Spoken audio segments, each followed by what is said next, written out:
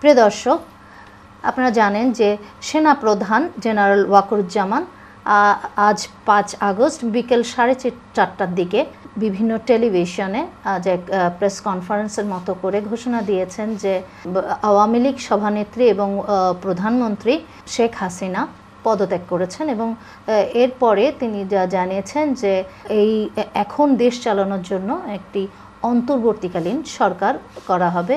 তিনি এও জানিয়েছেন যে এরই মধ্যে বাংলাদেশের যেই রাজনৈতিক দলগুলো আছে তাদের নেতাদের সঙ্গে তিনি বসেছেন এবং আজ রাতেই তিনি বঙ্গভবনে যাবেন এবং প্রেসিডেন্টের সাথে বসবেন।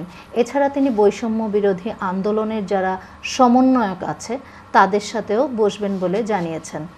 তো এরপর থেকেই আমি যে ঢাকার রাস্তায় গিয়েছিলাম, আমি লাইভে আপনাদেরকে দেখিয়েছি ঢাকায় আনন্দ উৎসব কেমনভাবে হয়েছে, মনে হচ্ছে দ্বিতীয় বিজয় হয়েছে। সবাই ফ্ল্যাগ মাথায় লাগিয়েছে, কেউ বা ফ্ল্যাগ হাতে নিয়ে টানাচ্ছে। সো এরকম একটা আনন্দ উৎসব পরিবেশে কিন্তু সবার একটাই প্রশ্ন ছিল, আমি যাদের সাথেই কথা বলেছি, যে কারা হতে যাচ্ছে এই অন্তর্বর্তীকালীন সরকার এবং এই সরকার যেন আমাদের যে প্রত্যাশা বা আমাদের যে চাওয়া, ছাত্র জনতার যে চাওয়া, সেই চাওয়া পূরণ করবে কিনা এবং এই সরকারটা যেন একটা নিউট্রাল সরকার হয়, এটাই সবার দাবি ছিল। সো আমাদের স্বাধীন মিডিয়া টিম বিভিন্ন জায়গায় কথা বলেছে এবং আমাদের সোর্স থেকে যেই তথ্যগুলি আমরা পেয়েছি সেই তথ্যগুলির মধ্যে এই অন্তর্বর্তীকালীন সরকারের একটা তালিকা আমাদের হাতে এসেছে।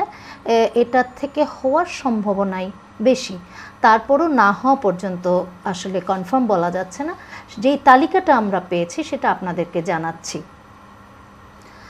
অন্তর্বর্তীকালীন প্রধান হিসেবে বাংলাদেশ ব্যাংকের সাবেক গভর্নর ডক্টর সালেউদ্দিন আহমেদের নাম প্রস্তাব করা হয়েছে। এরপরে আছেন অবসরপ্রাপ্ত লেফটেন্যান্ট জেনারেল জাহাঙ্গীর আলম চৌধুরী, তিনি ছিলেন বিজিবির সাবেক মহাপরিচালক। এরপরে যে নামটি আমি দেখতে পাচ্ছি সেটা হচ্ছে ডক্টর মনজুর আহমেদ চৌধুরী, তিনি ছিলেন সাবেক chairman national river conservation commission. চতুর্থত যার নামটা আমি দেখতে পাচ্ছি আমার তালিকায় প্রফেসর এনামুল হক, তিনি হচ্ছেন বুয়েটের professor civil engineering. Doctor Mahfuzul Haque সাবেক পরিবেশ সচিব। ব্যারিস্টার সারা হোসেন সাবেক পরিচালক Bangladesh legal aid and service trust ব্লাস্টের সাবেক পরিচালক। এরপরে নামটা দেখতে পাচ্ছি তৌহিদ হোসেন, তিনি হচ্ছেন সাবেক পররাষ্ট্র সচিব। নুরুল হুদা সাবেক আইজিপি। অবসরপ্রাপ্ত লেফটেন্যান্ট জেনারেল মাইনুল ইসলাম সাবেক মহাপরিচালক বিজিবি। নুরুল কবির সম্পাদক নিউ এইজ। ফজলুল কবির খান সাবেক সচিব। অবসরপ্রাপ্ত মেজর জেনারেল গোলাম হেলাল মোর্শেদ খান চেয়ারম্যান বাংলাদেশ মুক্তিযোদ্ধা সংসদ। Professor Niaz Ahmed Khan pro-VC IUB. Badiul Alam Majumdar প্রতিষ্ঠাতা সম্পাদক সুজন।